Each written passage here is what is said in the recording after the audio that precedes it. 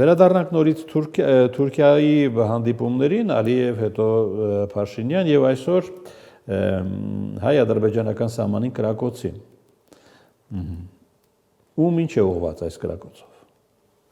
Գիտեք, նախ կցանկանայի նախորդ թեմայից մի քանի բառ ուղղակի ասել, Տրամպը տասնյակ անգամներ պետք է մտածի պատերազմը սկսելուց առաջ։ Երբ որ մենք պատկերացնում ենք, որ Տրամպը ուղղակի կարող է հենց այդպես ընթացած պատերազմը սկսել Իրանի դեմ, այդպիսի բան չկա, որովհետև ամերիկյան դες ով է կուտակում զենք, զինամթերք է կուտակում։ Նրա այդ ուղարկումը, որովհետև այնտեղ Իսրայելի պետությունը այսօր չի կարողանում բավարարել իր բանակի պահանջները, այսինքն այն որ ցույց են տալիս։ Բայց Ադրբեջանի բանակի պահանջները կարողանում է բավարարել։ Ադրբեջանի բանակի պահանջները նա չի կարողանալու բավարարել հիմա, սա փաստ ալնելու, բայց ամեն դեպքում ամերիկյան իրավիճակում կա շատ բարձրացած արդեն ալիք, որ կայսերապետությունները, ես ձևակերպում եմ ճշգրիտ, ինչպես բարձրացվել է հարցը, կայսերապետությունները խորտակվել են պերիֆերիկ պատերազմների հետևանքով։ Պատմականորեն այդպես է եղել եւ հիմա Ամերիկան ընկել է միևնույն ծուղակի մեջ։ Այսինքն Տրամպից կարող է հրաժարվի նրա սեփական էլեկտորատի մի ստվար հատվածը, եթե այդ պատերազմական գործողությունների ընթացքը լինի չնչին անհաջողություններով, անգամ չնչին անհաջողությունները։ Իրանի դիմադրությունը հենց այդ մասին էլ վկայում է։ Դե գիտեք ինչ կա, երբ որ մենք ասում ենք, որ Իրանի դիմադրությունը լավ հասկանանք, որ Իրանի հետևում կա, հիմա Ռուսաստանում ինչին են հարվածել միևնույն օպերացիայով։ Այդ օպերացիայով, որը Ռուսաստանում իրականացվեց, Պաուտին, այսպես կոչված Սարդոստային կոչված օպերացիայով, հարվածեցին ինչպես այսպես կոչված հրթիռակիր ավիա զանգվածին, որը 3 բաղադրիչներից մեկն է Ռուսաստանի միջուկային պաշտպանության, բայց երկրորդ նպատակը դա նավթային ռեզերվուարների գոյություն ունեցող նավթի բենզինի վերացման գործարանների ոչնչացումն էր։ Այստեղ նույնն է տեղի ունենում Իրանում, այսինքն դա հարվածում է Չինաստանի մակրո շահերին։ Չինաստանը եւս այսօր գտնվում է մրցավազքի մեջ, ինչից ելնելով փաստորեն չինականն է այն Իրանում գործող հրթիռային արտադրությունը, որը աներևակայելի քանակությամբ նորագույն հրթիռներ է արտադրում, ինչից ելնելով Իսրայելին փրկելու համար Տրամպը պետք է ինչ-որ չափով մտածի այն մասին, թե իսկ փրկությունը ինչից կգա, բանակցություններից, թե պատերազմական գործողություններով ավելի թեժացնելով իրավիճակը, որովհետև եթե Պակիստանն է մտել արդեն խաղի մեջ ուղղակի հայտարարություններով, որ մենք կտանք Իրանին միջուկային զենք, եթե այսպիսի ընթաց կա լինելու եւ Իսրայելը վերջին հաշվով հայտարարել է, որ միայն միջուկային զենքով կարող է լուծել հարցը, որ մենք տալու ենք միջուկային զենք Իրանին։ Ես ունեմ եւ տալու եմ։ Այս հասկանալի է ում ասածն է, այդ իրանց ասածը։ Ես մտածում եմ ուր են գնում ռեգիոնալ իմաստով։ Հա, այսինքն չմոռանանք այն հանգամանքը, որ գոյություն ունեցող միջուկային զանգվածը մեզանում, այսինքն ինչպես ասում եք շրջանում մեր, ի վիճակի է մարդկության համար, համայն մարդկության համար հանդիսանալ վերջին կետը, որովհետև եթե սկսվեց բաց փոխանակում հարվածների, այդ նշանակում է որ որևէ կառավարում չկա, թե քամին ուր կտանի այդ գոյություն ունեցող միջուկային պայթյունների հետևանքները, այդ ռադիացիան ինչ ազդեցություն կունենա ներկայիս մարդկանց վրա, չէ՞ որ մենք չենք խոսում ել են երկու ռումբերից, որոնք ամերիկացիները 45 թվականին գցել են Ճապոնիայի վրա։ Դրանց մասին չի խոսքը, դրանց 1000 անգամ գերազանցող ռումբեր են որպես այդպիսին, եւ այդտեղ պետք չի հասցնել դրան։ Տրամպը 1001 անգամ պետքա մտածի եւ ես համարում եմ, որ այնուամենայնիվ եկել է այն ժամանակը, երբ որ պետքա դադարացնել մտածել այն մասին, որ միաբևեռ Ամերիկայի հոգեբանությունը մնալու է նույնը, որ ինքը միաբևեռ օրակարգ է ուզում ստեղծի, աշխարհին փաթաթի իր պատկերացրած կարգը եւ այլն, իսկ աշխարհը այսօր դե ֆակտո արդեն բազմաբևեռ է, որը հայտարարում է նրա պետքարտուղարը, որը ասում է, որ անվիճելի է, որ աշխարհը ունի ըստ էության 3 բևեռ։ Այդ 3 բևեռներն են Ռուսաստանը, Չինաստանը եւ Ամերիկայի Միացյալ Նահանգները։ Այսինքն մենք պետք է հարմարվենք դրան, ինչը Եվրամիությանը խաղից անեցիկ։ Հիմա Իրանում լուծվում է պատկերացվող Եվրասիայի ապագա արխիտեկտոնիկայի խնդիրը։ Եթե Իրանին հնարավոր եղավ անջատել, պոկել, պարտության մատնել, ոչնչացնել, փոշիացնել, այաթոլլաների ռեժիմը փոխել, ինչպես իրենք են ասում, այդ դեպքում BRICS-ի զարգացումը կանգ կառնի տասնամյակներով, որովհետև BRICS-ի կարևորագույն առանցքային հատվածը դա Իրանն է իր լոգիստիկայով, իր հնարավորություններով եւ այլն։ Գանք ադրբեջանական կրակոցներին։ Հիմա ադրբեջանական կրակոցներին գանք։ Նշենք, որ Ադրբեջանը պարբերաբար կրակում է։ Այդ այնպես չի, որ հանկարծ խորհրդանշական օր է։ Հա, հիմա կրակում է։ Էրդողանը հյուրընկալում է Հայաստանի ղեկավարին, չէ՞։ Էրդողանը հյուրընկալում է։ Էրդողանին էլ է վերաբերում այդ կրակոցը։ Իմ խորին համոզմամբ դա անթույլատրելի շռայլություն կարող է լինել Ադրբեջանի կողմից, որովհետև այնուամենայնիվ Ադրբեջանը չի կարող այդքան ռուսերեն խոսքով ասեմ, էլի յուլից։ Այդքան մանևրել, այդքան ծռմռվել, այդքան ցույց տալ, որ Իրանի հետ է մի քիչ էլ, դա տենց բան այլևս չկա։ Խփել եք ԱԹՍ-ներից, հիմա նրանք ասում են, որ նույնիսկ այն բեռնատարները, որոնցով մտցվել է Իրան, ԱԹՍ-ները, որոնք ներսից են գործել, դրանց քանակը մեծ չի եղել, էլի ինչ որ կերպ կապված է Ադրբեջանի հետ, որը մինչև վերջ ստուգված չի, որովհետև ես ինչքան որ ստուգում եմ, փաստորեն դա բազմաթիվ տեղերում կա նշված, բայց այնուամենայնիվ ֆոտոները, կոնկրետ նկարահանումները Դե արդեն կա ինֆորմացիա, որ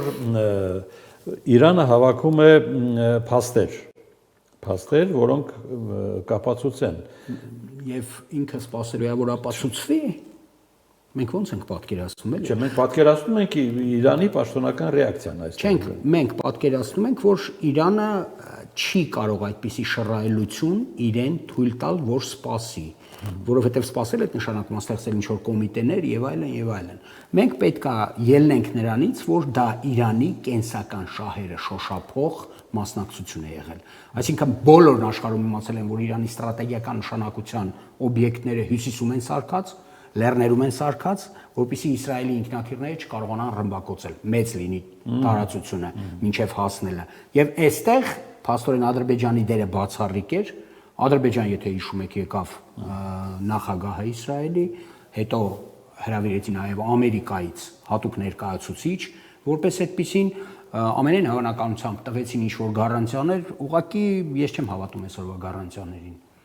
Քանի որ դրված է Ամերիկայի հարցը, դրված է Չինաստանի հարցը, դրված է Ռուսաստանի հարցը, եվրոպական առավել զարգացած երկրների խնդիրն է դրված այս ամեն ինչի մեջ եւ հանգարց ինչ որ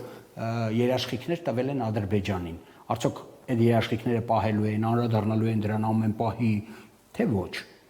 Իսկ այն որ Իրանը հասկանում է, որ դա դավաճանական հարված է թիկունքից դաշ։ Մենք այստեղ էլի ենք խոսացել այդ մասին, լավ հիշում եք, մենք այս հարցը բարձրացրել ենք այդ 4 բազաների մասին, Նախճեմանի մասին առանձին ենք խոսացել, հիմա այնտեղ թուրքերն են, ասենք, այդ բանից հետո ռազմախաղերից հետո, որոնք իրականացրել էին այնտեղ։ Հիմա ինչ որից է, բայց Իրանը որպես այդպեսին վերջնականապես հասկացավ, որ իր հյուսիսի պայմանական ասած իսլամական երկիրը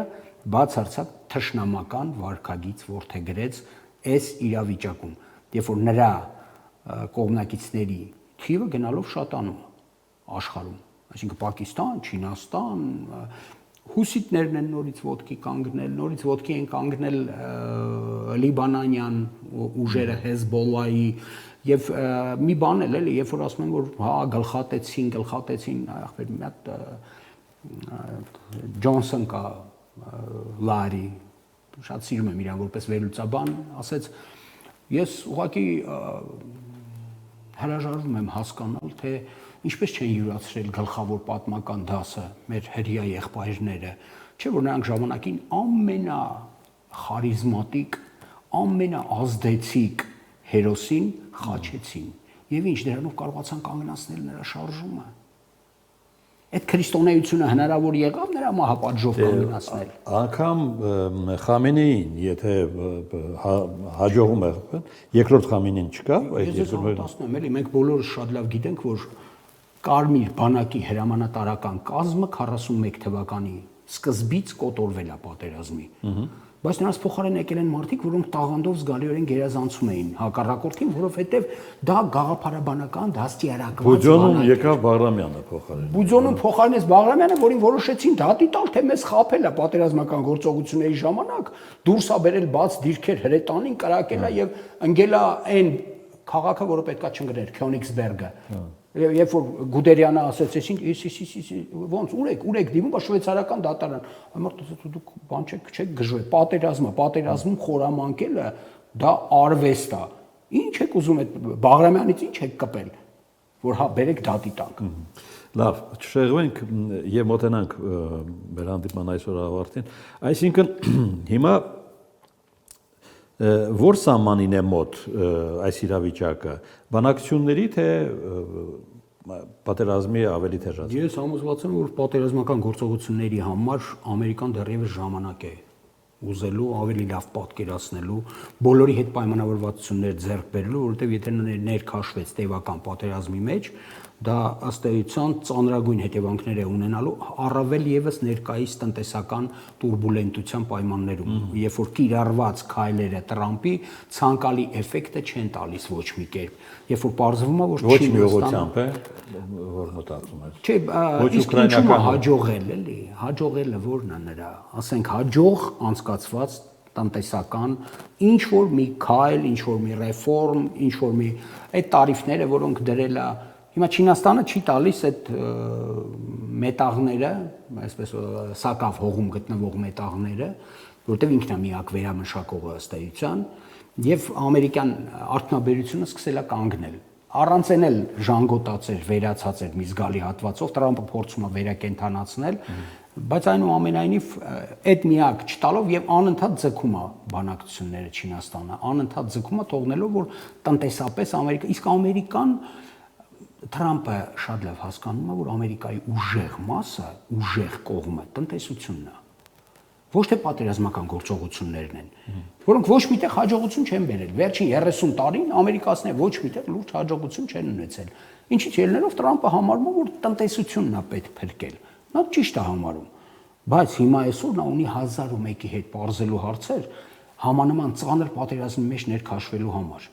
որովհետև դա նշանակում է տևական պատերազմ, փրկել դաշնակցին ամեն գնով, հետեւաբար ծախսերի աներևակայելի քանակություն, որովհետեւ Իսրայելին փրկես, դրանից բացի պարզ չի դինամիկան զարգացման, որովհետեւ բոլոր տեսակի պատերազմական հաշվարկները մինչև նրա սկիզբն են։ Դրանից հետո պատերազմը ընթանում է իր հունով։ Դե կա մի այլ տարբերակ էլ, որի շուրջ հիմա կարծես տականում է այդ քննարկումները, կճանապարհեն Նեթանյահուին եւ ուրիշ մոտեցում Իսրայելը։ Դե չգիտեմ, այդ կադրերը տեսել եք թե չէ, որ Կնեսետում ինչպիսի խայտարակություն էր Նեթանյահուի, լավա չգցեցին ցած էլի բանից, բեմից որ ընկնի ջարդվի, բան սոց։ Հա լավ, հասկացանք այդ ամեն ինչը, բայց եթե Նեթանյահուն 94 թվականից ասում է, որ Իրանը 2 տարուց, 6 ամսից, 2 ամսից միջուկային զենք է ստանալու եւ խփելու է մեզ, էլի, դե դա արդեն վերահացվում զավեշտի։ 94 թվականից մինչև հիմա ասում է Մագատեն էլ վերջապես այդ 1300-ի կառույցը վերջապես հայտարարեց, որ չէ, ատոմային ռումբի ծրագիր նրանք չունեն։ Չի իրականացված այդ ծրագիրը, որը պետք է բերի։ Ասում են նաև ամերիկյան հետախուզությունը, որ նրանք պատրաստ չեն այսօր միջուկային զենք ունենալու։ Մի խոսքով, ծանր ամառ է սպասվում։ Իմ խորին համոզմամբ ծանր, բայց վճռորոշ։ Շնորհակալություն, Ռեկա։ Ես եմ շնորհակալ։ Այսպեսին էր այսօր օրը մեր եթերում, հիշեցնեմ Մոսկվայից մեր քննարկմանը մասնակցում էր Անդրեյ Զելցինը, արևելագետ, Երևանյան տաղավարում Վարդան Խաչատրյանը, շնորհակալություն մասնակցության համար։